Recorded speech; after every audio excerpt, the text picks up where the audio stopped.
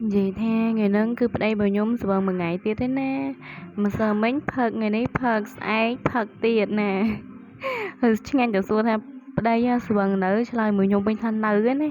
នៅមិនតាន់ស្វឹងឯងផឹក2ថ្ងៃជាប់គ្នាអត់ស្វឹងទៀតប្តីស្វាងចេះតែហើយបើងាកមកសួរអ៊ីវិញអ៊ីថាគាត់ផឹកស្វឹងមិនដឹងស្វឹងអស់ម៉ានទេ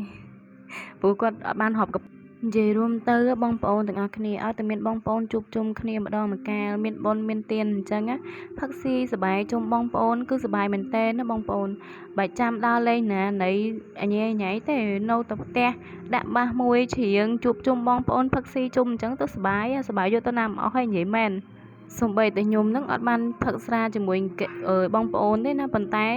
ដើរថតវីដេអូហ្នឹងក៏សប្បាយម្យ៉ាងដែរមានអញ្ចឹងទៀតហ្នឹងអត់យល់ដែរ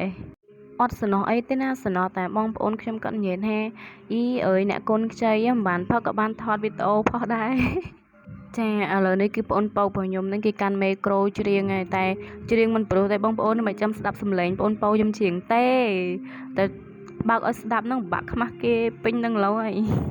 ថាលេងណាបងប្អូនខ្ញុំច្រៀងព្រោះដែរហ្នឹងណារបៀបថាព្រោះគួសមអញ្ចឹងណា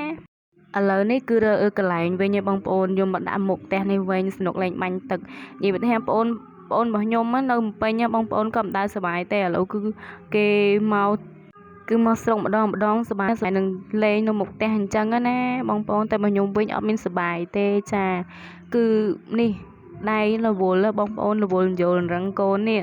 ឲ្យប្តីផឹកទៅតែបើឆ្នាំក្រោយអីគឺប្រពន្ធសុំ